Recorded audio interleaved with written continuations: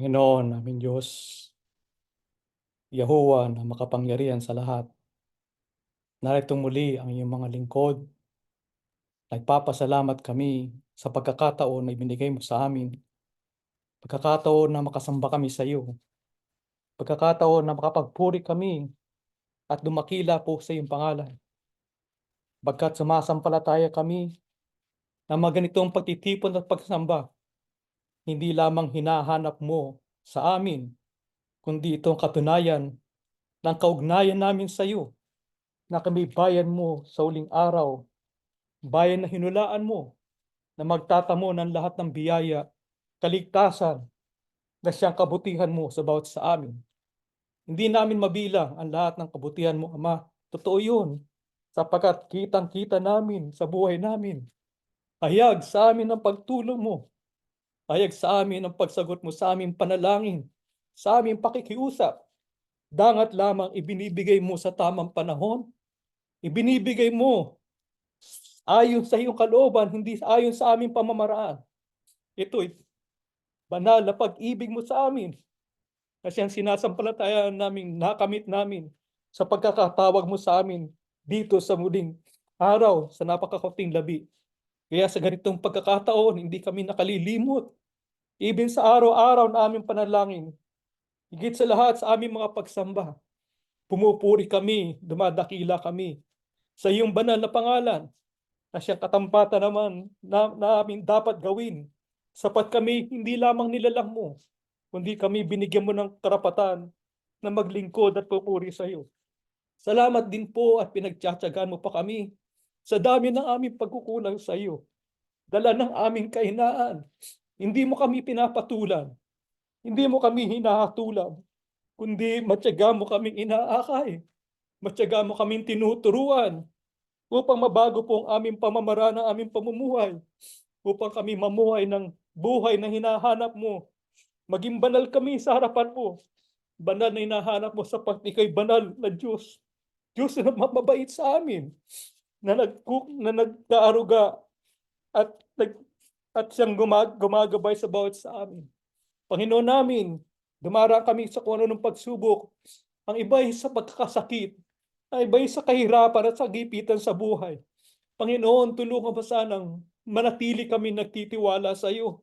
Huwag kaming mawala ng pag-asa kapag kami nahihirapan, kundi sapagkat alam namin sinusubok mo lang kami.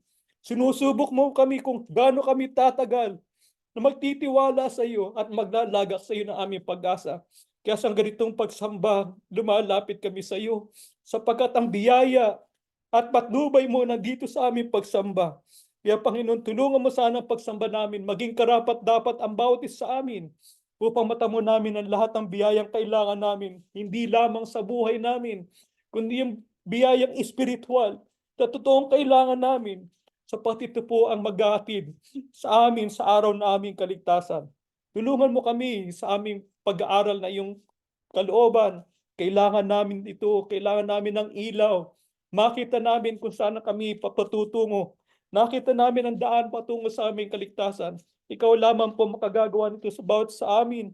Kaya sa aming pag-aaral, isugo mo naman po sa amin na yung banal na Espiritu upang turuan kami na yung kalooban, upang malaman namin kung ano mga bagay na makalulugot at makapupuri sa iyong pangalan, at turuan mo kami ng bagay na makababanal po sa aming mga kaluluwa. Umaasa kami na babasbasan mo din po ang aming abuloy na aming isinimpan. Maliit para sa mga ginagawa mo sa amin. Hindi kabayaran, Panginoon. Tinutupad lamang po namin na yung kalooban na siya makapupuri sa iyong dakilang pangalan. Umaasa kami matibay na diniling mo po ang marami namin pakiusap sa iyo. Babasbasaw po sa kami sa bawat bahagi na aming pagsamba. Ikaw po ang luluklok sa aming puso, Panginoong Yahushua, upang maging ganap po ang aming pagsamba sa araw na ito. Umaasa kaming matibay na pinatawad mo na po ang aming maraming pagkukulang sa iyo. Hinihiling po namin lahat at pinakikiusap sa tanging karapatan po lamang at pangalan ng aming Panginoon at pagligtas, ang Panginoon po naming Yahushua Kristo po. Amen.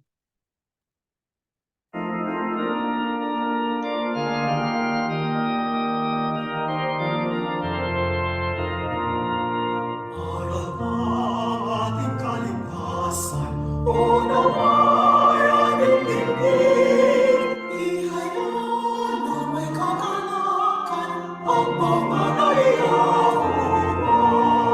Magsinawit ng papupuri sa pag-ibig ng Ama.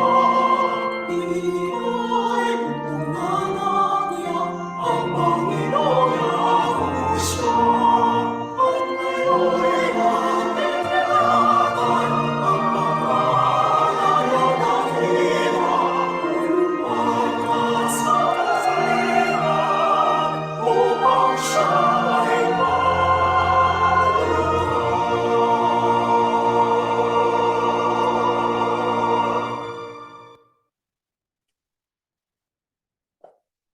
Mga magulang at mga mahal na kapatid, marami na tayong natutunan sa mga salita at mga aral ng Panginoon Diyos. Ipinakikita nito ang mga darating sa hinaharap na panahon. Subalit, sa tanggapit hindi, maraming mga anongs, maraming mga bagay na hindi pa natin alam na magaganap ito sa hinaharap na panahon. Kung kaya't ang ating pong tanging patnubay, ang tangi natin po na pinagsasaligan ay ang mga aral ang mga itinuturo sa atin sa ating pong mga pagsamba, sa atin po na mga pagpa-Bible study at mga iba't ibang bahagi pa ng ating buhay na tayo nagbabasa ng mga salita ng Diyos sa Biblia. Tayo bilang mga iglesia ni Yahushua, tayo ay humuhugot ng pag-asa sa mga salita ng Panginoon Diyos na punong-puno ng inspirasyon na ito po ang atin namang ginagamit upang ang mga tao na ating pong mga mahal sa buhay, kaibigan, kakilala, mga acquaintances natin ay makabahagi rin po sa liwanag ng mga salita ng ating Panginoon Diyos. Ibig ng Diyos na ang mga katangiang ito ay lalong lumago at lalo natin itong ika nga ay mapalawak sapagkat ang ibig niya ay atin pong matupad yung kanyang purpose, yung kanyang layunin sa pagkakalalang sa atin. Kabilang po sa mga katangiang ito ay ang pagiging tapat sa paglilingkod. Mayroon tayong malakas na self-control. Mayroon tayong katangiang mapagpahinuhod, mapagpatawad. Ika nga'y mayroon tayong compassion sa ating kapwa-tao. Sagana tayo sa kagandahang loob kahit na tayo ay maaring inuusig ng ating kapwa, pinagwiwika ng iba't ibang mga salitang hindi karapat-dapat at hindi angkop.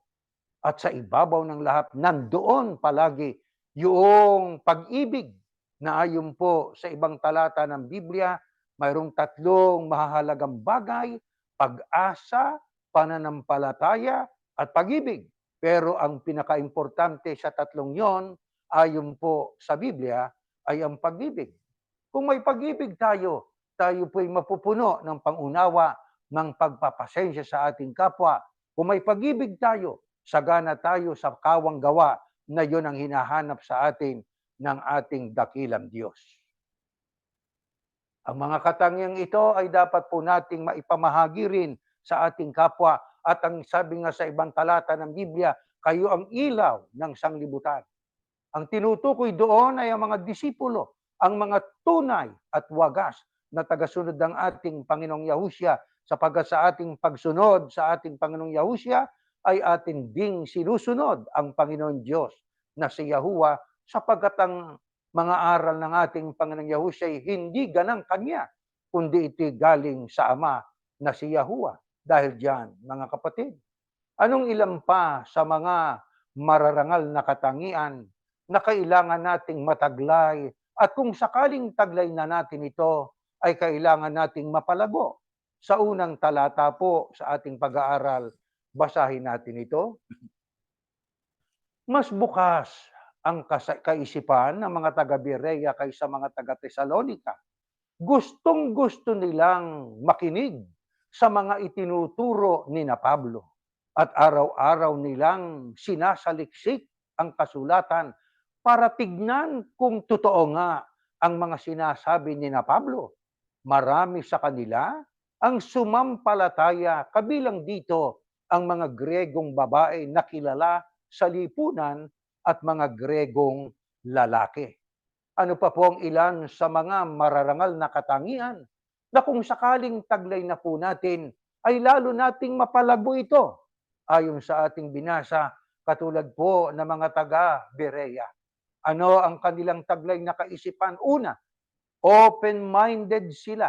Bukas ang kanilang kaisipan. Kung ikukumpara sa mga taga-Tesalonika, paano po nahayag ang kanilang pagiging open-mindedness? Ang sabi, gustong-gusto nilang makinig sa mga itinuturo ni na Pablo. Sa makatuwid, ang isang open-minded na tagasunod ng ating Panginoong Yahushua ay meron siyang pananabik. Tuwing siya po ay dumadalo sa pagsamba, maging sa mga pag-aaral po ng mga salita ng Diyos, gustong-gustong nilang makinig. Yan ang isa sa katangian na dapat nating mataglay. Tanong, taglay ba natin ito, mga kapatid? Gustong-gusto ba natin o atin bang pinananabikang makinig sa mga itinuturo ng Biblia? Sapagat ang itinuro ng Apostol Pablo galing sa salita ng Diyos sa Biblia. Di ho ba? Pero ano pa ang isa sa marangal na katangian ng tunay na tagasunod ni Yahushua? Ang sabi, at araw-araw nilang sinasaliksik ang kasulatan. Kaya yan ba'y ating ginagawa rin po? Araw-araw ba nagbabasa tayo? Sinasaliksik ba natin ang mga salita ng Diyos na nakasulat sa Biblia? Sa tagpong ito, sa panig ng mga Beryano, bakit nila sinasaliksik araw-araw ang kasulatang na dinig nila kay Apostol Pablo? Ano layunin? Para tignan, sa ibang salita, para usisain, katumbas ng para malaman, para tignan kung totoo nga ang mga sinasabi ni na Pablo. Sa makatwid, hindi lamang tagapakinig, kundi tagasaliksik pa. Tinitiyak nila kung ang itinuro ng Apostol Pablo ay totoo.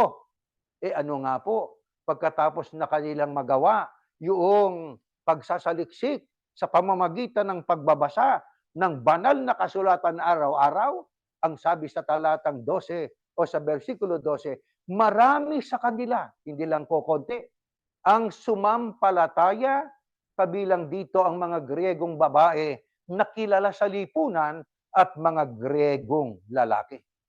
Ang naging bunga ay ang pagsampalataya.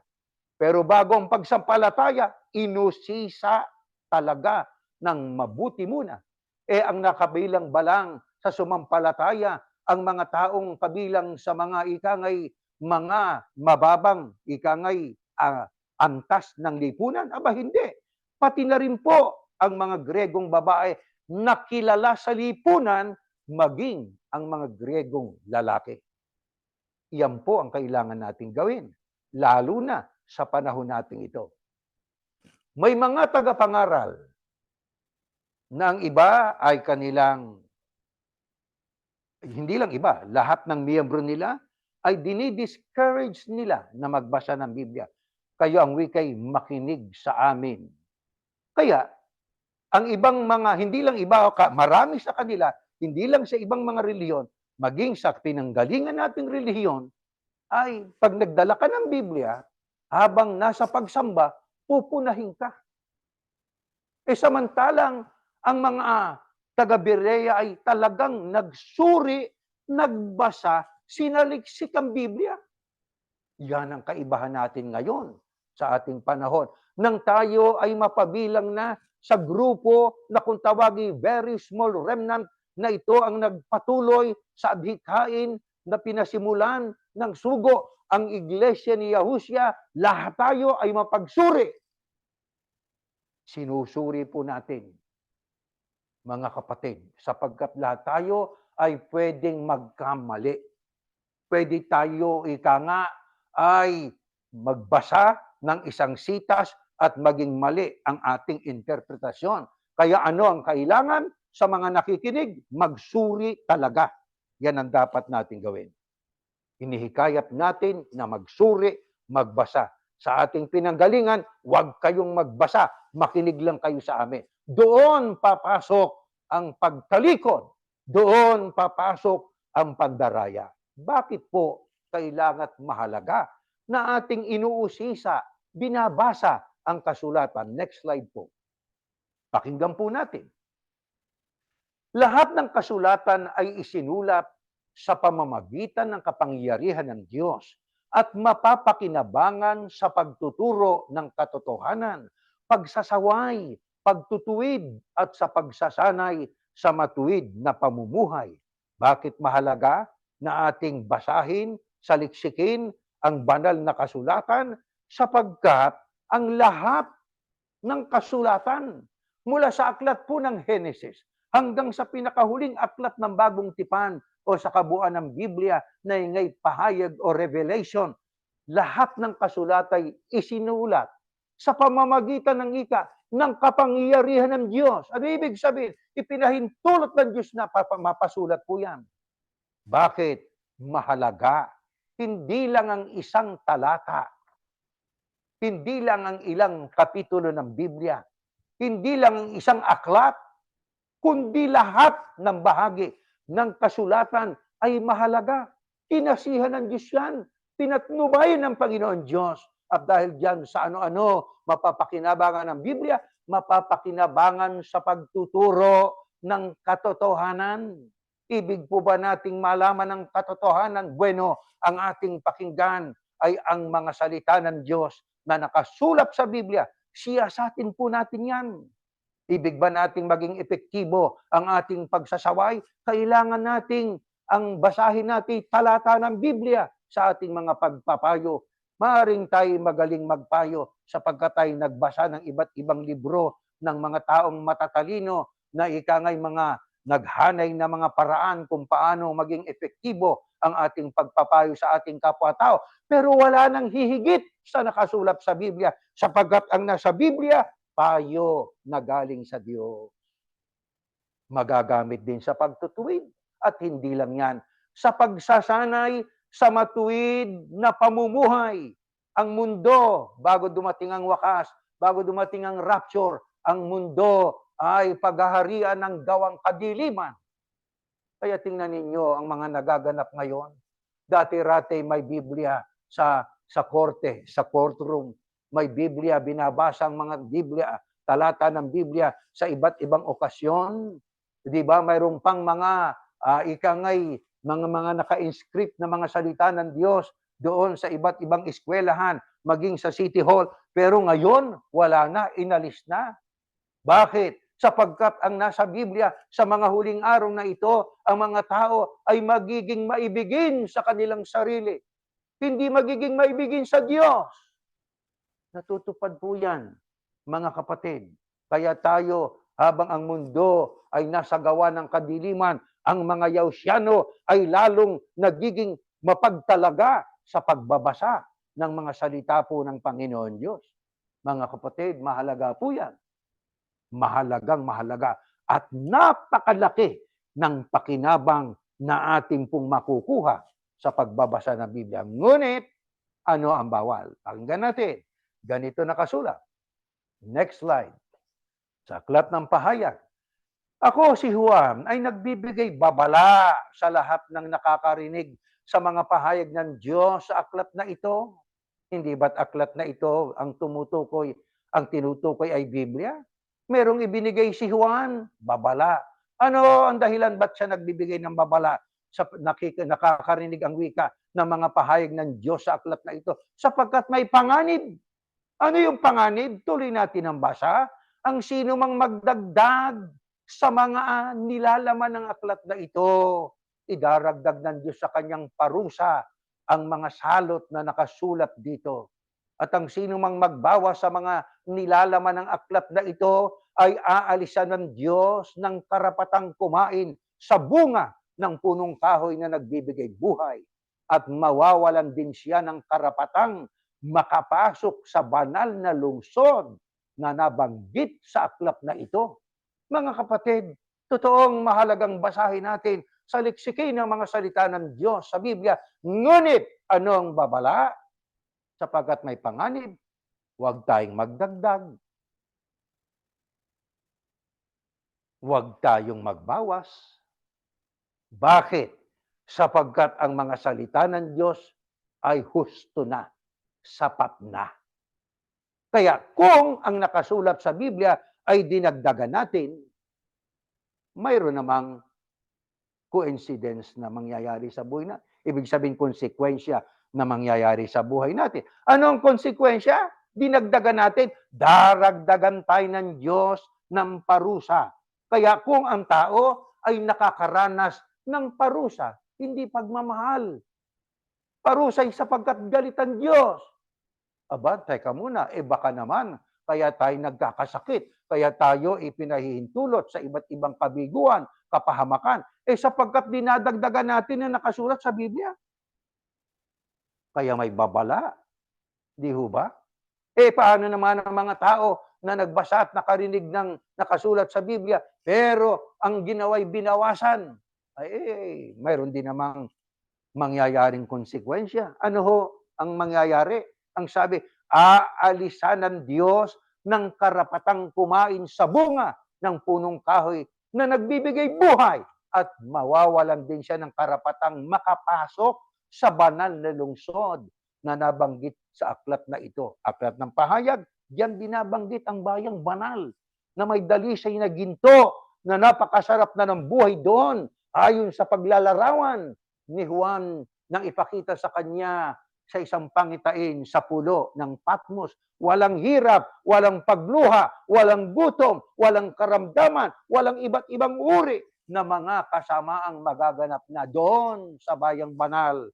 Hindi natin mararating yun kung ating babawasan ng nakasulat sa banal na kasulat.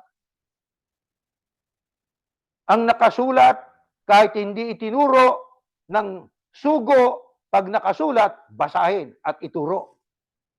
Pag hindi natin po itinuro ang nakasulat, ano ginawa natin? Ginawasan natin. Ang nakasulat, ang ginawa natin ay iisa lang ang Diyos. Dinagdagan mo ng pangalawa, dinagdagan mo ng pangatlo, pero nangatwirang ka. Para ang wikang itlog yan. Tatlo, may puti, may shell, may puti, pagtapos may yelo.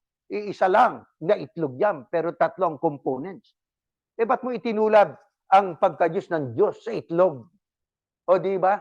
Ang sabi ng iba, kaya ang wika, ang Diyos ay may tatlong persona sapagkat binabanggit sa ibang talata ng Biblia, sila ay binautismuhan sa pangalan ng Ama at ng Anak at ng Espiritu Santo. Ano ngayon? Kung sila ay binautismuhan sa pangalan ng Ama, Anak at ng Espiritu Santo, ba't ka magkukonklusyon na kaya silang tatlo iisa sa pagka-Diyos? Anong ginawa mo? Nagdagdag ka. Ang tagapamagitan natin ay ang ating Panginoong Yahushua. Ayon kay Pablo, kung paanong may iisang Diyos, may isa ring tagapamagitan sa Diyos at sa mga tao, ang taong ang Kristo Yahushua. Dinagdagan nyo, pati si Maria ginawa nyo mediatrix. Pati yung mga santo at mga santa, ginawa nilang mga tagapamagitan. Pati yung arko ni Niwe, ipanalangin mo kami, ipamagitan mo kami. Kaba ng tipan, sabi nga sa Katoliko at sa pagkatayo Katoliko, kaba ng tipan, ipanalangin mo kami. Paano makakapanalangin yung kaba ng tipan? Mga kapatid, pagdaragdag yon. Kaya nga po nilantakan ko ng layas yung Iglesia Katolika. Ano dahilan? Sapagkat ang daming mga aral. Huwag magdaramdam yung mga Katolikong nakikinig ngayon sa atin. Sa totoo lang po, sabi nga po minsan masakit pakinggan ang totoo, pero kung totoo naman, tanggapin natin. Alisin natin yung mali, palitan ng tama. Sapagkat yun ang ibig ng Panginoon Diyos sa mga taong nilalang niya. Mga kapatid, mahalaga po kung ano lamang ang nakasulat sa Biblia, maggusto tayo. Tama na po yun. Huwag nating dagdagan, huwag po nating huwag nating babawasan, mga kapatid. Bakit po masama na ating pong dagdagat, bawasan na nakasulat sa Biblia? Pahayag ng Panginoong Yahushua, pakinggan natin. Mateo 4:4, next slide. Pero sumagot si Yahushua, sinasabi sa kasulatan, hindi lang sa pagkain nabubuhay ang tao, kundi sa bawat salita ng Diyos. Bakit masama na ating baguhin sa sentidong dinadagdagan natin, binabawasan ang nakasulat sa Biblia? Ang sabi ho dyan sinasabi sa kasulatan, sabi ng Panginoong Yahushua, hindi lang sa pagkain nabubuhay ang tao, kundi sa bawat salita ng Diyos. Pag binasa natin sa isang English na bersyon ng Biblia, sabi, but Yahushua answered, the scripture says, human beings cannot live on bread alone, but need every word that God speaks. That need, kailangan. Kailangan natin ang mga salitang sinasalita ng Diyos na nakasulat sa Biblia. Kaya lahat ng bahagi nito'y mahalaga. Mga kapatid, salita ba ng Diyos yan? Opo, mahalaga po yan. Bawat salita ng Diyos ay mahalaga. Kaya sabi ng ating Panginoong Yahushua, human beings cannot live on bread alone, but need. Kailangan ang mga salita ng Diyos. Gaano po kahalaga at kabanal ang nilalaman ng mga salita ng Diyos? Kaya hindi tayo pumapayag na tulad ng pasugo. Ang pasugo ay ano na po yun Sabi nga, ang nilalaman nun, sigurado, pabor sa kanila. Di ba? Nabi-brainwash tuloy. Kaya, imbis na dadivert doon sa aklat na yun, sa pulyeto na yun eh. Di ba? Sa magazine na yun.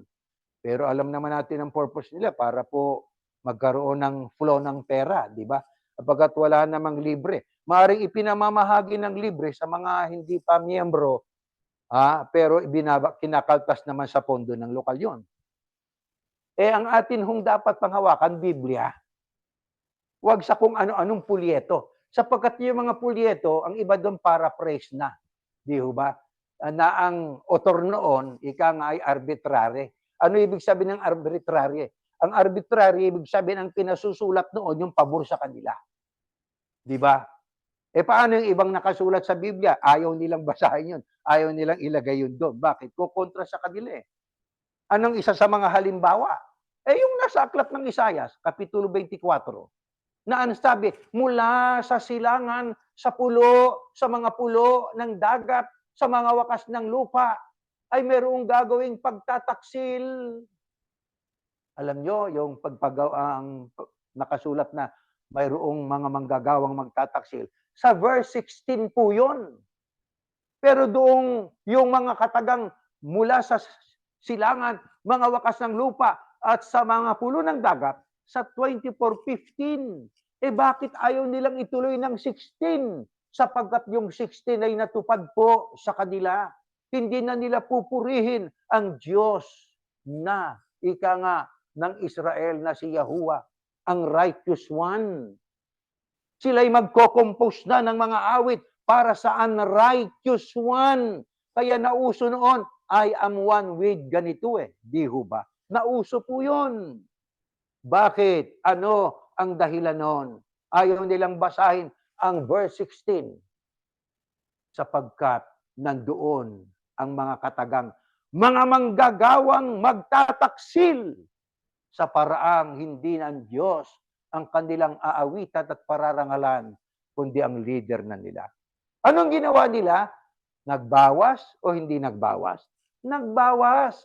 Kung nagbawas, meron ding aalisin sa kanila, ang Diyos. Ano yon? Ang kanilang bahagi sa punong kahoy ng buhay at maging sa karapatang makapasok sa banal na bayan. Kaya marami ang umaasa doon sa institusyong pinanggalingan natin na sila'y makakapasok din po ron. Maaari, pero hindi sa rapture. Sa panahon ng araw ng paghukom na yan naman ang ika nga ay inaasahan nila na ika nga sabi nga, ligtas kami sa paghukom. Pero hindi kami kasama din kami sa unang pagkabuhay. Kung kasama na kayo sa unang pagkabuhay, yan ang ating aral na tinanggap noon, di kasama kayong bababa after the tribulation. Ang pananampalataya nila, pagbaba ng Kristong wika, magkakaroon ng separasyon ng mga taong nasa uring tupa at kambing. Kami ang wikang magiging nasa uring tupa. Akala ko ba kasama kayo sa unang binuhay? Dapat, kung kayo kasama sa unang binuhay, kayo'y kasama sa bababa ng Kristo. Ang gulo ng pananampalataya, kasama daw sa unang pagkabuhay at pagdating ng Kristo rito, sila daw ang magiging tupa. Ang gulo nun ah. Di ho ba? Ambiguous, magulo at malabo na mga aral. Sapagkat ang ginawa kasi ay kung ano-ano yung itinuro na kahit na mali, wala na silang pagkakataong mabago. Bakit? Nasa pandoktrina na eh. Yun ang hindi tama. Bakit natin nasabang hindi tama? Sapagkat kung ano yung totoo at mali ang kasalukuyan, alisin yung kasalukuyan, palitan ng totoo. Hindi po ba mga kapatid? Gawa siguro ng pride. At baka pagka binago nila, marami mag-aalisan. Mali pala yung aral na yan ah. Kaya nyo binago. Pero sa iglesia ni Yahushua, araw-araw, pagka mayroon tayong nabasa na sabi nga ng Biblia, ika nga'y tapat at totoo ang salita ng Diyos, righteous at logical at biblical. Dapat nating tanggapin yung pagtutuwid ng mga salita ng Diyos. Di ba mga kapatid? Ngayon, Gaano kabanal ang mga salita ng Diyos na nakasulat sa Biblia. Kaya huwag mong pakikialaman yan. Ito, pakinggan po natin. Next slide po. Alang-alang po sa mga kapatid natin, no? Lahat ng kasulatan isinulat sa pamamagitan ng kapangyarihan ng Diyos, mapapakinabangan sa pagtuturo ng katotohanan, pagsasaway, pagtutuwid, pagsasanay sa matuwid na pamumuhay para maging handa sa lahat ng mabubuting gawa. Ang naglilingkod sa Diyos, isa yon. Para maging handa sa lahat ng mabubuting gawa ang naglilingkod sa Diyos. Kaya ibig ng Diyos ang mabubuting gawa. Paano natin matututunan yan? Magbasa tayo ng banal na kasulatan. Nandun po ang mga mabubuting gawa na ating mababasa na dapat nating gawin. Hindi lang sapat na malaman, dapat isagawa. Ang kaalaman, mahalaga, pero walang silbihan kung hindi natin isinasakabuhayan. Ano pa sabi ni Pablo? Ang lahat ng nakasulat sa kasulatan noong unang panahon, kaya nga po tayo nagbabasa. Panahon ni David, panahon ni Noe, panahon po ni Haring Saul, Solomon at iba't ibang mga lingkod ng Diyos. Ano yan? Mga nangyari na nung nakaraang panahon. Ano layunin? Ang sabi ni Pablo, ang lahat na nakasulat sa kasulatan noong unang panahon ay isinulat para turuan tayo at sa pamamagitan ng kasulatan tayo magiging matatag at malakas ang loob at magkakaroon ng pag-asa. Bakit? Gaano kahalaga ang magbasa ng Biblia? Gaano po ba kahalaga mga salita ng Diyos? Mabubuting gawa ang ating matututunan, mga kapatid. Ano pa? Ang mga unang pangyayari noong unang panahon ay ipinasulat din sa Biblia para turuan tayo. Maging ehemplo ang kanilang mga kasaysayan para turuan tayo. Mayroong mga lingkod naman ng Diyos may mga nagawang masama, may nagawang mabuti, di ho ba? Yung masama, meron din tayong natutunan doon. Anong ating matututunan sa masamang ginawa ng mga unang lingkod ng Diyos na nakasulat sa Biblia? Para wag nating panularan. Yung mga ginawa nilang mabuti, yun ang ating tutularan. Gaano kahalaga po yung pagbabasa ng mga old na mga kasaysayan noon ng mga lingkod ng Panginoon Diyos. Ang sabi, at sa pamamagitan ng kasulatan tayo magiging matatag at malakas ang loob at magkakaroon ng pag-asa. Yan ang kailangan natin, mga kapatid. Ang mundo hindi na matatag. Umuuga-uga na ito. Kabi-kabila, sunog, lindol, digmaan, umuuga na. Parang taong lasing. Di ho ba ang mundo? Umuuga-uga na ito. Preparasyon. Hoy, tao, hindi magtatagal ang mundo na kinalalagyan ninyo. Kaya tayo bilang mga lingkod ng ating Panginoon Diyos ay tinatawagan ng pansin, magbasa ng Biblia para tayo magiging matatag, lumakas ang loob, at magkaroon ng pag-asa. Yun ang importante. Ang mundo'y punong-puno ng kawalan ng pag-asa. Panaghoy at lamentasyon ng tao madidinig mo sa iba't ibang panig ng mundo. Kay hirap ng buhay, ang taas ng presyo ng bilihin, ang tatas ng presyo ng gasolina, may karamdaman pa, puro daing ang nadidinig natin. Pero kung tayo nagbabasa ng Biblia, maaaring tayo nagdaranas din ng ganong uring karanasang nararanasan ng ating kapwa, pero magiging matibay tayo, magiging malakas ang loob natin, at magkakaroon tayo ng pag-asa, mga mahal na kapatid. Ang pag-asang yan, doon tayo mangungunyapit, hindi natin papayagang tayo makabitiw, yung pag-asang yan ang magdadala sa atin sa Diyos at sa ating kaligtasan. Mga mahal na kapatid, ano pang ilan sa dahilan kaya ipinasulat ng Diyos sa Biblia ang mga salita niya? Pakinggan po natin. Ito ho, next slide.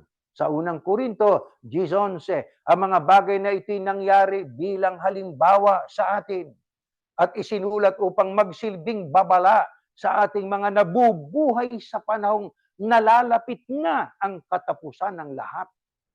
Yung mga bahaging yan, isinulat upang magsilbing babala sa ating mga nabubuhay sa panahong nalalapit na ang katapusan ng lahat. Kaya mga kapatid, gaya ng mga nabanggit na natin, maging halimbawa ang mga nakaraan, mga kasaysayan ng mga unang lingkod ng Diyos, di ba? Para tayo po, mga nabubuhay sa panahong nalalapit ng katapusan ng lahat, magsilbing babala po sa atin yon. Kaya tayo dito sa Iglesia ni Yahushua, hindi tayo after sa membership. Hindi po. Ang nagdaragdag kasi ang Panginoon Diyos eh. Hindi naman natin trabaho po yun eh. Ang trabaho natin po, magsilbi tayong ilaw. Ipahayag ang salita ng Diyos. I-share ang mga kalooban ng Diyos. Magkawang gawa, tumulong sa kapwa. Sa maliliit na mga bagay, pagtulong sa kapwa, may kabanalan tayo. Saan natin nababasa po yon? Sa Biblia. Mahalaga po yun, mga kapatid. Kaya itong mga binabasa natin ito ay nagsisilbing warning ito. Di ho ba, mga kapatid? At tayo ay dapat matuto sa pagkakamaling nagawa ng iba. Hindi natin gagawin yon. Hindi natin gagawin yon. Kaya dito sa iglesia ni Yahushua, ang ating pong mga abuloy na yan, papasok po yan sa ating podo. Pero mayroon pong nag-o-audit niyan para ating maiwasan ang korupsyon. Pero doon sa pinanggalingan natin, bawal sa mga miyembro. Hindi ka makasilip. Hindi mo pwedeng tanungin na ganito po. Saan napunta yung abuloy namin ganito po? Saan po napunta yung aming handugang ganito po? Baka itiwalag ka. Isipin ninyo, ika nga ikay malupit na pangangasiwa ang nangyayari doon eh. Di ho ba? Kaya tayo nang tayo makaalpas. Ang sabi nga ay, the truth will set you free. Kaya ano nararamdaman natin? Walang fear, walang takot sapagkat ang truth ay ating natanggap at ang katotohanan ang magpapalaya sa inyo. Kung malaya ka na, wala ka nang kinatatakutan. Kung malaya ka na, ay malaya kang at masaya kang nakakapaglingkod sa Diyos. Hindi ba yan ang damdamin natin? Mga iglesia ni Yahushua, di ba mga kapatid? Ngayon, ano ang itinuturo sa atin ng Biblia para lalo nating mapalago yung mga mararangal na katangiang yan? Pag-ibig sa kapwa, pagtulong sa kapwa, pagsunod sa nakasulat sa Biblia, walang labis, walang kulang. Pakinggan natin next slide sa 2 Pedro 1:2. Ganito ang ating mababasa, sumainyo nawang higit pang biyaya. Ayun, may biyaya na tayong tinatanggap, pero ang sabi po ng Apostol Pedro ay sumainyo nawang higit pang biyaya at kapayapaan dahil sa pagkakakilala ninyo sa ating Diyos at Panginoong Yahushua Kristo. May pagpapala na tayong tinanggap biyaya. Yung tayo mapabilang sa very small remnant na binigyan ng pagkaunawa sa totoong nangyari. Noong magkaroon ng selebrasyon, ay nagkaroon imbis na kasiyahan at karangalay, ipinaubaya sa kahihiyan. Ang ikatlong grupo na yon at tayo ang nagpatuloy. Mga kapatid, biyaya na po yun. Pero kapag atin pong binasa ang Biblia, nakinig at sinunod, ang sabi, sumainyo nawang higit pang biyaya at kapayapaan. Ano dahilan? Dahil sa pagkakilala ninyo sa ating Diyos. Di ba dito natin nakilala ang Diyos? Doon. Tuturuan lang tayo. Ama namin, nasa langit ka, sambahin nawa ang pangalan mo. Dada ka ng dada. Sambahin ang pangalan mo. Ano pangalan ng Diyos? Walang pangalan ng Diyos. Yahweh, sabi nila. YHWH. Hindi, sabi ng Diyos I will pronounce my name Di ba? Aking ihahayag ang aking pangalan sa aking mga lingkod. O di ba? O sa makatuwid, ang mga salita ang pangalan ng Panginoon Diyos, makikilala natin, malalaman natin. Saan natin nalaman yan? Nung tayo nandoon? Aba, hindi. Dito ho, nung tayo na sa iglesia ni Yahushua na. Nakilala natin ang Diyos ay iisa. Ang pangalan niya Yahuwah. Hindi lang yan, pati ang kanyang bugtong na anak. Ano pangalan ng ating Panginoong Yahushua? Ayun nga, Yahushua. Di ba? Kaya Panginoong Yahuwah, referido sa Diyos. Ang Panginoong Yahushua, referido sa ating Panginoong Jesus, ang dati nating tawag. Di ho ba? Bakit na bago? Sapagat ang sabi nga po ay ipakikilala ng Diyos ang sarili niya sa kanyang bayan Ipaalam niya ang kanyang pangalan. Blessed are those who pronounce my name. I will pronounce my name. So time will come na ang Diyos ang siyang maghahayag sa atin ng pagpupronounce ng pangalan niya. Yahuwah. Alam niyo ang pagbasa sa wika o sa lingwahe at maging sa mga written na mga Hebrew na kasulatan ay mula kanan pa kaliwa. Ganyan ang pagbabasa. Pag binasa po natin ay ang pangalan ng Diyos sa orihinal na sulat kamay ng wikang Hebreo ay Yahuwah. Yad-He, Vav-He. Di ba? At Yahushua mula kanan pa kaliwa. Nalaman natin. Kaya ano ibig sabihin? Lalong pagpapala at biyaya at lalong peace ang ating matatanggap. Hindi ba yan? Tanungin natin ang ating sarili. Hindi ba yan po ang ating naramdaman ngayon? Sumasamba tayo sa bahay-bahay, walang nanggugulo. Nakakapag-abuloy tayo, simple lang, pindutin mo lang yan, i-google mo lang kung saan kang kongregasyon mag-abuloy, pindutin mo yan, tapos. Diba? Wala na yung lilikuman ka pa, dadaanan ka pa ng kung sino-sino mga diakono at diakonesa, dito nagiging magaan. At pagka hindi ka nag-abuloy doon, titingnan ka pa ng, hindi ka nag-abuloy ha. O diba? Maaaring ililista pa yon, i-report doon sa ministro, ito hindi nag-abuloy ito. Pero dito mga kapatid, ang sabi nga po sa ating napag-aralan sa nakaraan, wag nating linlangin ang ating sarili sapagkat alam ng Diyos ang ating ginagawa. Alam natin ang halaga ng pagsamba. Alam din natin ang halaga ng paghahandog sapagkat ang Diyos ang may utos po nun. Kaya tayo automatic na po yun. Nakalaan na. Di ba? Masaya tayong sumusunod doon. Kalooban kasi ng Diyos yun eh. Napakasarap sumunod kung naiintindihan natin ang halaga ng ating sinusunod. Anong ang kailangan pa nating dapat na palaguin? Ito, pakinggan natin. Dito po sa ilang talata pa. Next slide po, verse 17. Mga minamahal, alam na ninyo ito kahit noon pa. Kaya mag-ingat kayo nang hindi kayo maloko sa pamamagitan ng mga maling aral ng mga taong swail at mawalay sa mabuti ninyong kalagayan sa Diyos. Sa halip lumago kayo sa biyaya ng Diyos at sa pagkakilala sa ating Panginoon at tagapagligtas na si Yahushua Kristo. Purihin siya ngayon at magpakailanman. Amen. Bakit kailangan po na ating mapalago ang karunungan tungkol sa Panginoon Diyos? Kasi nga mayroon pang mga panganib. Panganib na hindi lang panglaman, pangkaluluwa pa. Kayo ang wikay mag-ingat. Ha? Mag-ingat kayo nang hindi kayo maloko. Ano sabi ni Pedro? Mga minamahal, alam na ninyo ito kahit noon pa. Ano yung alam na ng mga alagad kahit noon pa? May mga manloloko. Kaya ang sabi niya, mag-ingat kayo nang hindi kayo maloko. Paano naloloko ang tao? Sa pamamagitan ng mga maling aral ng mga taong swail. Ano ang ibig sabihin ng mga taong swail? Yung kumukontra sa Diyos, swail yon. Paano po yun? Hindi kasi ang wika itinuro eh. Itinuro naman ng Diyos eh.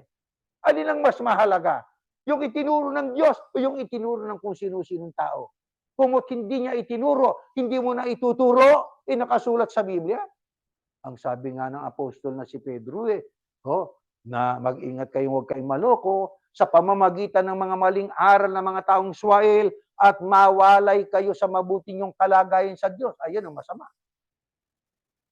Dahil sa maling aral ng mga taong manloloko, ginagamit din ang Biblia, pero dinadagdagan, dinidistort, kanilang tinitwist, kanila pong ika nga ay ginagawa ng paraan para maayon lang sa gusto nila.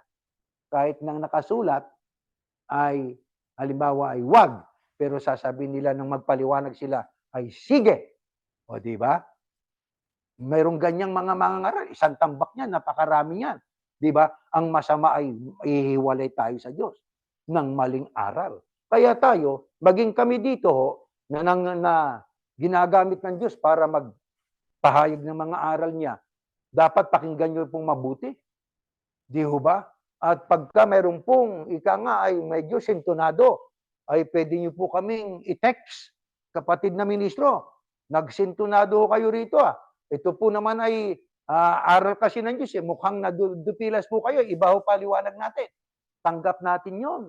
Ganyan, hindi katulad doon, Subukan niyong gawin yun doon sa kabilang pinanggalingan natin. Nako, may paglalagyan tayo. Bakit? Sapagkat ang tingin nila sa sarili nila, perfecto sila. All-knowing kami. Nasa amin ang katotohanan. Sa amin na kayo makinig. Ganon sila. Huwag niyo kaming pupunahin. Nako, pagka ganyan ang relihiyon na kinabibilangan natin, bukas ang pinto, layasan natin yan, mga kapatid. Yang sabi nga ni Pedro maging handa kayo sa pagsagot sa lahat ng mga katanungan tungkol sa inyong pag-asa. Doon, nagtanong ka, paghirap silang magpaliwanag, basta paniwalaan mo, yan ang ating itinuro, yan ang ating natutunan, yan ang itinuro ng tagapagturo. Pagka ganyan, ay layasan natin yung mga yan. Ngayon, kumatang sabi, palaguin ang ating pananampalataya, ang pagkaalam ng kaalaman ng Diyos, katotohanan ng Diyos. Paano natin magagawa pa po yan? Pakinggan po natin. Next slide. Ganito nakasulat, 5:39. Sinasaliksik nyo ang kasulatan sa pag-aakala na sa pamamagitan nito magkakaroon kayo ng buhay na walang hanggan. Ang kasulatan mismo ang nagpapatotoo tungkol sa akin. Sino itong akin? Ang ating Panginoong Yahushua. Ano ang pahayag ng Panginoong Yahushua? Ang kasulatan mismo ang nagpapatotoo tungkol sa akin. Kaya ang ating pag-asa, ang nagpapatotoo, Biblia. Hindi yung bunganga ng kung sino-sino. Kung sino lang nagsalita, ito ang wika, ganito ang wika, ganito. Teka muna, baka yung sinasabi mo'y pabor lang sa'yo at hindi ayon sa nakasulat sa Biblia o sa kasulatan. Ang sabi ng Yahushua, ang kasulatan mismo. Kaya magbabasa tayo. Yan na, sinasaliksik nyo ang kasulatan sa pag-aakala na sa pamamagitan nito, magkakaroon kayo ng buhay na walang hanggan. Kaya magsaliksik, mga kapatid. Lahat ng Yahushiano, magbasa po tayo ng Biblia. Ini-encourage po tayo ng salita ng Diyos, magsaliksik. Hinihikayat tayo ng Panginoong Diyos at ng Panginoong Yahushua, magsaliksik. Hinihikayat tayo ng mga apostol, magbasa. Sapagkat ang mga apostol noon, yan ang ginawa nila. Nagbabasa sila ng banal na kasulatan, mga kapatid. Yan ang mahalagang malaman natin Ganyan ang mga Yahushano, lalo na ang mundo'y papalapit na sa kanyang kawakasan. Di ho ba? Kaya mahalaga nang sabi ng Panginoong Yahushua, ang kasulatan mismo ang nagpapatotoo tungkol sa akin. Ano halaga? Na malaman natin ang tungkol kay Yahushua. Next slide. Ito po ang nakasulat. Kung kilala nyo ako, ayan, sabi ng Panginoong Yahushua, kilala nyo na rin ang aking Ama. Bakit mahalaga na ating basahin at doon natin mababasa mismo sa kasulatan ang patotoo tungkol sa ating Panginoong Yahushua? Bakit mahalagang makilala natin ang ating Panginoong Yahushua? Sapagkat yung po ang paraan para ating makilala rin ang Ama. Kaya ang sabi ng ating Panginoong Yahushua, ako'y isinugo upang ipakilala ko sa inyo ang Ama. Bakit? Ang sinasamba ng mga tao noon, ribulto Mga sinasamba nila ay mga Diyos-Diyusan Di ho ba?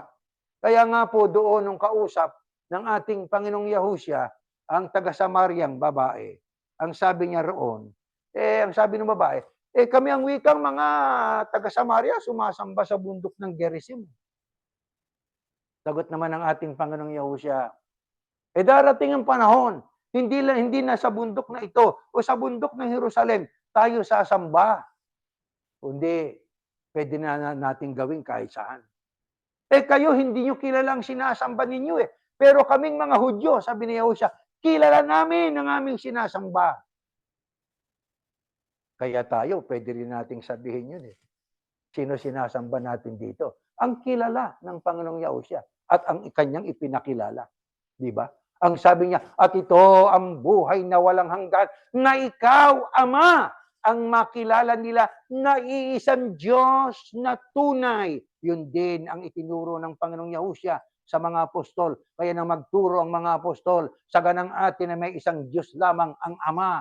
Mayroong isang tagapamagitan sa Diyos at sa mga tao, ang taong ang Kristo Yahushua. Yun din ang ipinangaral ng mga Yahushiano noong unang siglo. Yan din ang ating pinaninindigan hanggang sa panahong ito. Isa lang ang Panginoon Diyos ang Panginoon Diyos ay ang Ama. Pero paano natin nakilala po yun? Una nating nakilala ang Yahusya sapagkat ang Yahusya ang magpapakilala hindi lang ng kanyang sarili. Nang sabi niya, bakit ninyo ako pinagsisikapang patay na taong nagsasaysay ng katotohanan? Sa iba, hindi, Diyos ka. Diyos ka. Ang sagot ng Panginoong Yahusya, ako'y taong nagsasaysay ng katotohanan. Pagpipilitan ng katoliko, hindi, Diyos ka. Sabi ng Panginoong Yahusya, ako'y taong nagsasaysay ng katotohanan. Natutunan natin yon sa ating Panginoong Yahusya. Nung malaman natin yon, tinuro din sa atin ang pagkilala sa Ama. Isa lang ang Diyos. Siya lang ang Ama. Ang pangalan niya Yahuwah. Hindi ba napakagandang biyaya niyan, mga kapatid? Kaya tayo dapat maging bihasa sa mga aral na yan. Pagka tinanong kayo sa dako ng inyong pinagtatrabahuan, ika nga, maging sa ibang lugar na may kasama kayong kaibigan ninyo, nagtanong tungkol sa ating pananampalataya, hindi na natin kailangan, tawagin namin yung aming ministro, hindi na, masasagot po ninyo, mga kapatid. Di ho ba? Kayang-kaya niyong sagutin. Bakit? Tagapakinig, nagbabasa pa kasi tayo eh. Paano natin makikilala ang isang kapatid na bihasa sa karunungan tungkol sa Diyos at kay Yahusya? Pakinggan natin sa aklat ng Kawikaan. Next slide po. Pinaniniwalaan ng mangmang ang lahat ng kanyang napapakinggan. Yan ang mangmang. Ang kanyang pinapapakinggang lahat pinaniniwalaan. Kaya pagtayo ng isang pastor sa pulpito, lahat ng sasabihin ng paniniwalaan. Nino? Nung mangmang. Ito, tuloy natin. Ngunit, ito na. Narito na yung contrast ng ideya. Ngunit ang taong marunong umunawa ay pinag-iisipan ang kanyang napakinggan. Ayun. Paano natin makikilala ang mga bihasa sa karunungan tungkol sa Diyos at kay Yahusya? Hindi basta tagatanggap lang. Lahat ng sasabihin ng nagtuturo tatanggapin. Hindi ganon. Mangmang yun. Pero tayo ay, sabi nga, marunong umunawa. Pinag-iisipan ng kanyang napakinggan. Kaya nag-iisip. Hindi kaya nakapikit ang mata sapagkat tulog. Hindi. Nag-iisip. Diba? Hindi naman kasi lahat ng mga tao na nakapikit ay tulog eh. Merong iba para lang makapag-concentrate kasi visually, pagka mayroong mga nagkakaroon ng mga obstruction yan eh. Pero pag nakapikit ka, nakapokus ka eh. Diba? Kaya tingnan niyo mga bulag. Ang mga bulag, napakasensitibo sa napapakinggan nila. Diba? Ang mga bulag natututong gumitara, uwedo lang, diba? Kinakapa-kapa lang. Kaya pagka tayo po, ika nga, ay gustong matuto, kailangan po talaga ay ating pag-isipang mabuti. Yun ang marunong. Ano pa sabi? Ang taong marunong ay iniingatan ng kanyang sarili at umiiwas sa gulo, ngunit ang taong hangal ay walang pag-iingat at padalos-dalos. Ayan ang kaigihan ng marunong. Bakit? Iniingatan ng kanyang sarili sa sa mga aral na panloloko. Bakit panloloko? Sapagkat hindi ayon sa Biblia, maaaring Biblia din ang binabasa, pero iba ang kanyang paliwanag sa kaysa nakasulat. Ang taong marunong, iniingatan ng sarili, umiiwas din sa gulo, ngunit ang taong hangal, walang pag-iingat at padalos-dalos, pabigla-bigla. Alam niyo, pag binasa natin yan sa Ingles, ang sabi rito, Proverbs 14:15 down to 16, the gullible believe anything they are told. The prudent sift and weigh every word. The wise watch their steps and avoid evil. Fools are headstrong and reckless. Kaya dito mayroon tayong dapat mapansin pa. Prudent. Ano ba ibig sabihin ng prudent, mga kapatid? Ito may dictionary tayo. Next slide. The meaning of prudent. Ito po nakasulat. The definitions from Oxford Languages. Learn more prudent. Prudent po, yan po'y adjective o pang-uri. Acting with or showing care and thought for the future. Kaya, ano pa sabi? Having or showing experience, knowledge, and good judgment. Yan pong prudent. May mabuting paghatol, may mabuting desisyon, may mabuti siyang ginagawa na mga pasya sa kanyang sarili. Yan ang prudent. They are wise, sabi nga diyan sa example. They are wise, watch their steps, and avoid evil. Nakasulat po dyan. Matalino. Ayan ang prudent. Pag sinabing matalino, hindi lahat ng sinasabi na napapakinggan, tanggap ng tanggap, ina-absorb niya, dinadigest niya. No, pinakikinggan niya para suriin niya bago niya tanggapin at bago niya sampalatayanan. Ganyan ang mga iglesia ni Yahushua. Mayroong problema minsan. Kapatid, tatandaan po natin bago natin basahin ang sunod na talata. Gaya ng ating napag-aralan, maraming nakasama ang dyablo nung ihulog sila ng Diyos sa lupa. Pero may mga demonyo dito na natira sa mundo. Ang mga demonyo, matalino din yan. Bakit? Nakakapanloko eh. Gumagamit yan ng iba't ibang paraan para tayo maloko. Ngayon, sa ating pagbabasa, along the way, ang iba naloko. Paano naloko ng demonyo? Huwag mo nang paniwalaan ng Biblia. Gumamit ka na ng ibang aklat. Yung iba, napunta doon sa ibang aklat. Aklat ng Daoism. O kaya ay Buddhism, ang binasa nila. O kaya aklat ng yung Islam. Hindi natin sinasabing masama po yun para mag-widen lang yung ating kaalaman tungkol sa iba't ibang libro na pinagsasaligan ng pananampalataya ng iba't ibang reliyon. Pero yung sampalatayanan mo, iniwan mo ang Biblia, nag-shift ka doon sa Islam o sa Quran, ay naligaw na tayo. Sino may pakana noon? Diablo. Bakit? Iniwan mo ang aklat na ipinasulat ng Diyos na maging saligan ng ating tamang pananampalataya. Di ba? Kaya pagka tayo nagbabasa, along the way, mayroon tayong na-encounter, mga kapatid. Mahirap pong intindihin. Hindi natin maunawaan. Huwag tayong magbibigay. Sa tingin ko, ito kahulugan yan. Sa palagay ko, ganito kahulugan yan. At saka yun na nga po ang pinaniwalaan natin. Maliligaw po tayo. Anong dapat gawin natin? Itularan natin ito. Next slide po. Ito. Pagka tayo mayroong hindi naintindihan, may isang anghel ng Panginoon na nagsabi kay Felipe, pumunta ka agad sa timog at sundan mo ang daan na mula sa Jerusalem papuntang Gaza. Binanggit yung Gaza. Naalaala ko tuloy yung digmaan ngayon sa Gaza at sa Israel. May Gaza na talaga noon. Ang daang yon ay bihira na lang daanan. Kaya umalis si Felipe. Doon ay nakita niyang taong Ethiopia. Yung Ethiopia na yan po ang eunuch, yung bating. Pauwi na ito galing sa Jerusalem kung saan siya sumamba sa Diyos.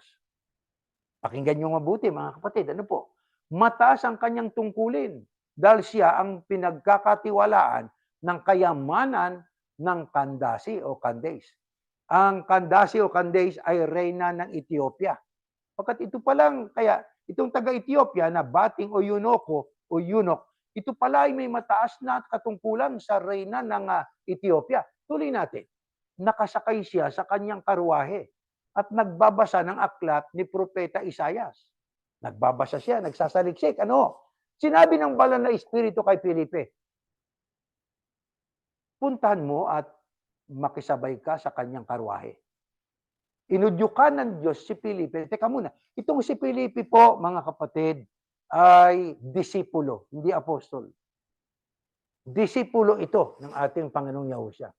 Na bandang huli, ito po ay naging ibanghilista. Ang sabi sa kanya ng Espiritu Santo, puntahan mo, makisabay ka sa kanya sa karwahe, doon sa bating o eunuch. Kaya tumakbo si Felipe at inabutan niyang karwahe. Narinig niyang kanyang binabasa. Sumagot ang opisyal o yung bating. Hindi nga ito, nalampasan natin ito, no? Narinig niya ang kanyang binabasa. At puntahan mo at makisabay ka sa kanya. Kaya tumakbo si Felipe at inabutan niya ang karwahe. Pasensya na kahit maliliit itong aking binabasa at may edad ng mata na nagbabasa. Narinig niyang nagbabasa ang opisyal ng aklat ni Propeta Isaias. Ayun, nagbabasa itong bating sa karwahe. Nakaupo siya ron habang tumatakbo yung karwahe. Nagbabasa siya ng aklat ni Propeta Isaias. Tuloy natin. Tinanong siya ni Felipe kung nauunawaan niya ang kanyang binabasa. Nagtanong si Felipe. Kaya yan din ang ating dapat gawin. Magtanong sa ating kapwa. Jesus nga ba ang pangalan ni Yahushua? Si Jesus ba ay Latino o siya ba ay isang Espanyol? Sapagkat ang pangalang Jesus, Latino yan eh. Di ba tanong natin? Alam nyo, ito yung mungkahi ko lang po sa inyo. Ang pangalan po ng bugtong na anak ng Diyos ay hindi po Jesus. Yahushua po. Kasi siya po ay isang Ebreo, di ba? Isa siyang Hudyo eh. Ang Hudyo magkakaroon ba ng pangalan na tunog Latino? At saka isa pa po, sa alpabeto ng Ebreo, walang letter J. Jesus, walang letter J. Yahushua po. Alam nyo, yan ang ginawa ni Felipe. Sa udyok ng Espiritu Santo, tinanong niya, tinanong ni Felipe, kung naunawaan niya ang kanyang binabasa, ano sagot noong opisyal o ng bating? Sumagot ang opisyal. Hindi nga eh. Paano ko maunawaan? Ito na. Kung wala namang magpapaliwanag sa akin. Yun ang sagot ng bating. Kaya, itong bating, hindi ho panatiko ito. Ang bating, o itong yunoko na ito, hindi po sarado isip. Nung tanungin siya ni Felipe, kung naiintindihan niya at naunawaan niya, binabasa niya, hindi niya sinabi, hoy, huwag kang magpaliwanag, bawal sa amin yan. Kung ano lang tinanggap namin dito, yun ang amin. Huwag kang magpapaliwanag. Pero itong si Felipe, parang biryano din eh. Open-minded eh. Kaya sabi niya, hindi ko nga naunawaan eh. Paano ko maunawaan kung wala namang magpapaliwanag sa akin? Sa makatwitong bating, naghihintay na yung bagay na hindi niya naunawaan, habang binabasa niya ang aklat ng Propeta Isaias, open-minded siya. Gusto kong may magpaliwanag sa isang matuwid na salita. Tuloy natin ang basa. Inanyayahan niya si Felipe. Siyang nag-anyaya eh, na sumakay sa kanyang karwahe at tumabi sa kanya. Interesado ito. Sana ganyan din sa mga iglesia ni Kristo eh. Maging interesado kayong makinig sa ibang panig ng mga ngaral. Huwag na lang yung kung ano na lang yung napakinggan nyo dyan. Sarado ng isipan. Samantalang itong si Felipe o itong bating, talagang sabik na sabik eh. Ano katunayang sabik na malabat, maintindihan yung binabasa niya. Inanyayahan pa niya si Felipe. Sumakay ka at tumabi ka ang wika sa akin. Ito nangyari ngayon. Ito ang bahagi ng kasulatan ng kanyang binabasa. Ano yon? Hindi siya nagreklamo. Katulad siya ng tupa na dinadala sa katayan o kaya isang munting tupa na walang imik habang ginugupitan. Tinamak siya at hinatulan ng hindi tama.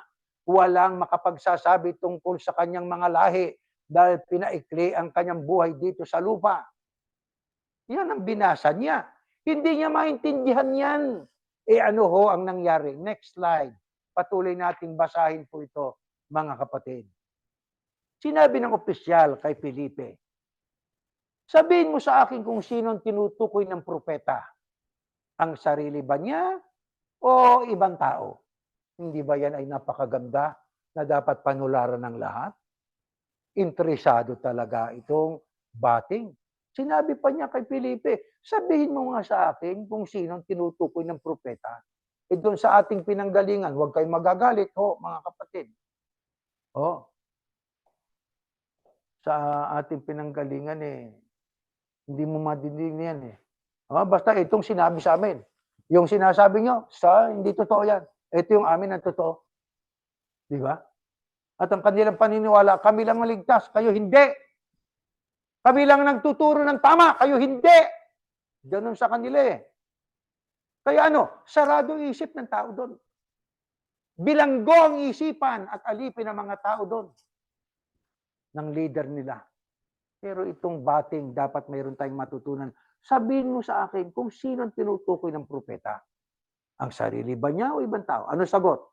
Kaya simula sa baging iyon ng kasulatan, ipinaliwanag sa kanya ni Felipe ang magandang balita tungkol kay Yahushua. Yun ang sagot na yung hula na binabasa niya ng bating ay tumutukoy hindi sa ibang tao kundi kay Yahushua. Habang nagpapatuloy sila sa paglalakbay, ito naging bunga ngayon, nang maunawaan na ng bating o ng yunoko na ang tinutukoy ng propeta Isaias ay ang Panginoong Yahushua ayon sa hula, ito ang nangyari ngayon. Habang nagpapatuloy sila sa paglalakbay, nakarating sila sa lugar na may tubig. Sinabi ng opisyal kay Felipe, may tubig dito.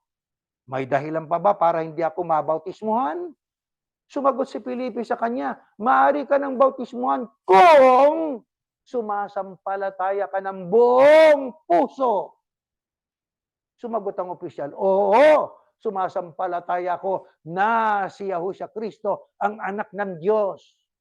Pinahinto ng opisyal ang karwahe at lumusong silang dalawa sa tubig at binautismuhan niya siya ni Felipe. Pagkaahon nila sa tubig, bigla na lang kinuha si Felipe ng Espiritu ng Panginoon. Hindi na siya nakita ng opisyal, pero masaya siyang nagpatuloy sa kanyang paglalakbay. Ano ho ang nangyari noong maipaliwanag na ni Felipe sa bating kung sino ang tinutukoy sa binabasa niyang aklat ng propeta Isayas? Nang dumaan sila doon sa may tubig, ano ang sinabi nitong bating? Ang sabi ng bating, may dahilan pa ba para hindi ako mabautismuhan? Ano ibig sabihin? Nasiyahan siya, naliwanagan siya sa pangangaral at paliwanag nitong si Felipe. Tapat nubay ng Espiritu Santo. Kaya doon din sa aktual na yon na pangyayari, pagdaan nila sa may tubig, bautismuhan muna ako. Pero kaagad bang binautismuhan siya ni Felipe? Hindi po. Hindi. Anong ginawa ni Felipe? Tinanong muna siya. Anong tanong ni Felipe sa kanya? Ha? Ang sabi ni Felipe sa kanya, maaari ka ng bautismuhan kung sumasampalataya ka ng buong puso. Paano ka sasampalataya ng buong puso kung may alinlangan ka pa sa aral? Pero itong bating na ito, buong puso siyang sumampalataya sapagkat buong liwanag niya na natanggap ang paliwanag sa kulang binabasa niya noon. Kaya anong ginawa niya? Ang sabi niya, sumasampalataya ako. Kaya anong ginawa ni Felipe? Binautismuhan siya. Kaya mga kapatid, kung mayroon tayong mga nabasa sa talata ng Biblia na parang mahirap intindihin, walang masama kung tayo po ay magtawagan at tayo magtulong-tulong na hanapin ang sagot sa inyong tanong. Biblia po ang sasagot sa ating tanong. Ang ministro o ang ama ng pamilya na nagbabasa ng Biblia, na alam niya ang ibig sabihin ng tanong ng kapatid, babasahin natin sa Biblia yun. Hindi po ba, mga kapatid? Ganon ang paraan natin. Bakit ganon kahigpit ngayon ang dapat nating matutunan na sistema ng ating pamumuhay habang tayo naghihintay kay Yahushua sa araw ng rapture? Sapagkat ang mundo'y punong-puno na ng iba't ibang mga pangangaral, ng iba ay kinokontrol lang ang kanilang mga miyembro. Ang iba ay may masamang motibo. Pero ganun pa man ang sabi ng Apostol Pablo, maaring ang inyong motibo o layunin sa inyong pangangaral tungkol kay Yahushua ay masama o mali. Pero ako'y nagagalak sapagkat sa kahit paanong paraan na ipangangaral nyo ang Kristo. Ganon din tayo. Di ba? Kahit paano, nadidinig nila mayroong Kristo, nadidinig nila mayroong Diyos. Kumpara doon sa mga taong antimano, ay ayaw maniwalang may Diyos, mga ateo. Di ba? Yung mga atheist. Dahil sa pangaral nitong iba, nakarinig din siya tungkol sa Diyos, tungkol sa Kristo, salamat. Nagagalak tayo, mga kapatid. Mga kapatid, dito tayo inaakit ng leksyon. Makinig, magbasa, magsiyasat. Maging bahagi na po ng ating buhay sana. Araw-araw nagbabasa po tayo. Sabi po sa aklat ng Ecclesiastes, sa lahat ng panahon, lahat ng bagay ay may kanya-kanyang panahon. May panahon ng pagbabasa, may panahon ng pagtatrabaho, may panahon po ng pagpapahinga, may panahon ng pag-iising, may panahon ng kapayapaan, may panahon ng digmaan, may panahon ng panganganak. Di ba? Lahat, bawat bagay ay may panahon. Isama natin ang panahon ng pagbabasa at pagsasaliksik ng salita ng Diyos. Ano halaga po niyan? Pakinggan po natin. Next slide. Ganito po ang ating mababasa sa ating pong bababasang ito ay ating maramdaman ng biyaya. Mapalad ang bumabasa at ang mga nakikinig sa sulat na ito kung tinutupad nilang nakasulat dito sapagkat ang mga sinasabi rito ay malapit nang mangyari.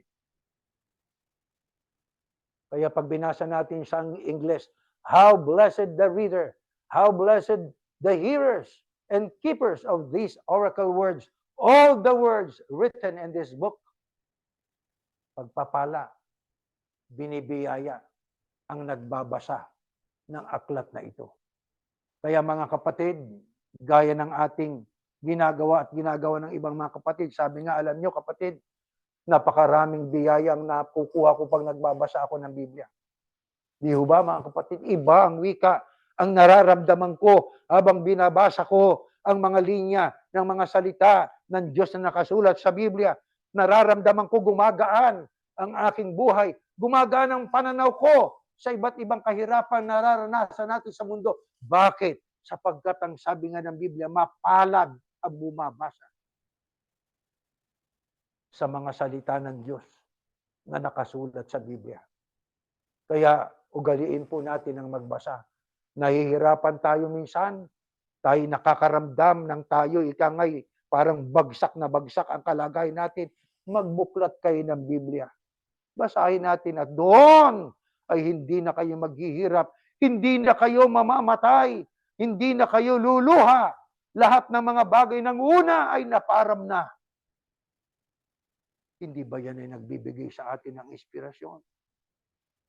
Nagdaranas tayo ng kahirapan, ang sabi ng Biblia, ang lahat ng mga lingkod ng Diyos ay daranas ng pagsubok. Pero pag tayo nakapasa sa pagsubok, ano naman ang gantimpalang naghihintay sa atin?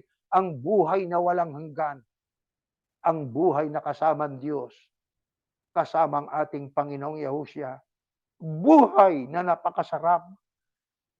Sapagkat yun ay buhay na wala ng iba't ibang uri ng karamdaman, problema sa buhay na ito. Ama, na ating Diyos ang ating tawagan. Ama, na si Yahuwah ang ating pulapitan. Ang Diyos ay madaling pakisuyuan. Bagbasa tayo ng mga salita niya, bibigyan tayo ng mga salita ng Diyos, ng lakas ng loob, para ating harapin ang lahat pa ng mga unknown, mga hindi pa natin alam, na ating pong maaaring masagupa pa sa mundong ito. Basbasan tayo ng Ama. Tulungan tayo ng Ama. Mga mahal na kapatid, tumayo po kayo. At yan pong ating ipapanalangin. Ama namin Diyos, kay buti mong Ama para sa mga anak mo. Diyos ka na talagang gustong-gusto mo kaming makasama diyan sa bayang banal na inilalaan mo sa amin. Sa ginawa po naming paninindigan, nakita namin ang halaga ng pagsisiyasat. Nakita namin ang halaga ng pagbabasa ng mga salita mo nakasulat sa Biblia. Opo, Ama, gagawin namin ito'y bahagi na ng buhay namin upang kami po ay lalong lumago sa aming pagkakilala sa iyo, sa aming pagkakilala sa iyong bugtong na anak. Aman Diyos, aming hinihiling sa iyo, ibigyan mo kami ng ganitong pagnanais, bigyan mo kami ng paghahangad, na palagi naming basahin ang mga salita mo, sapagkat dumarating sa buhay namin ang iba't ibang mga pagsubok na kumagkamisan, Ama, ang totoo, minsan ay iniluluha na lamang namin ang pagsubok na aming nararanasan. Amin pong inihiling sa iyo na sana'y kami dagdagan mo po ng pag-ibig sa mga salita mong nakasulat sa Biblia. Huwag kaming hihigit sa nakasulat. Huwag kaming magbabawas sa nakasulat. Mapalad ang nagbabasa ng mga salita mo, sapagkat maging dito pa lang sa buhay na ito, tuturo mo sa amin ang tamang daan, ang tamang mga karakter na dapat namin po na mataglay, ang pagiging tapat sa iyo, sa aming kapwa, lalo na sa aming kapanalig sa pananampalataya, at ang pagsamba sa iyo, lalo na sa panahong ito.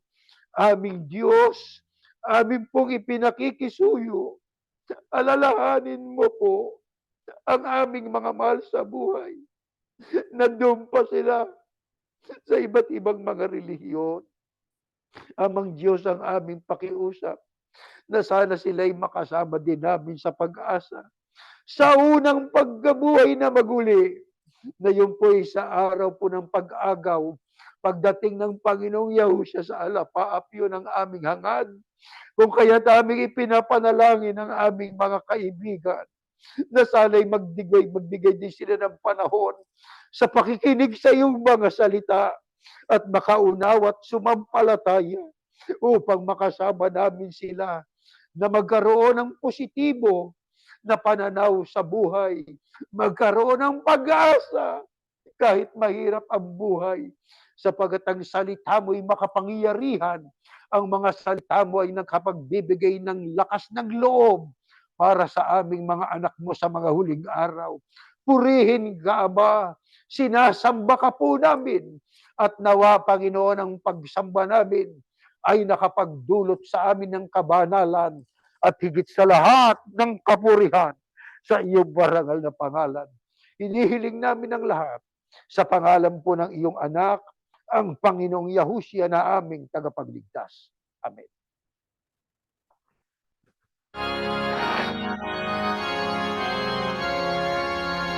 Purihin si Yahuwah sa Espiritu Banal. Ihayag ang kanyang kabutihan sa pangalan ni Yahushua.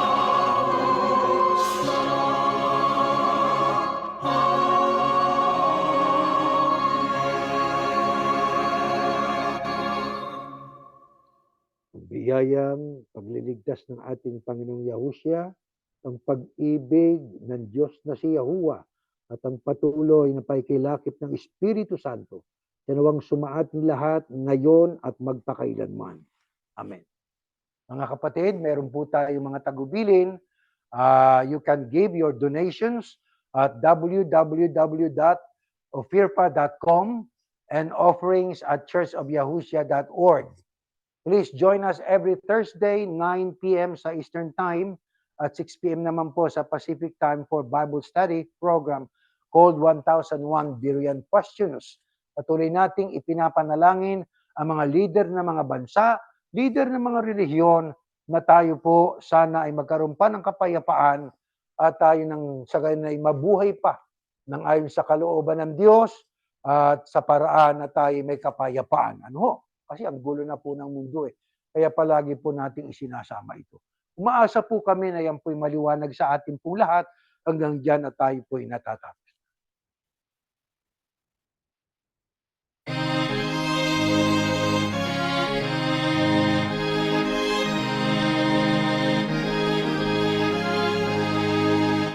Isa puso natin ang aral ng Diyos Yahuwah at maging matatag. Pagkat na darating araw ng paghuhukom o kaya siya'y bingin. Mga labing ang iglesia, ipagtanggol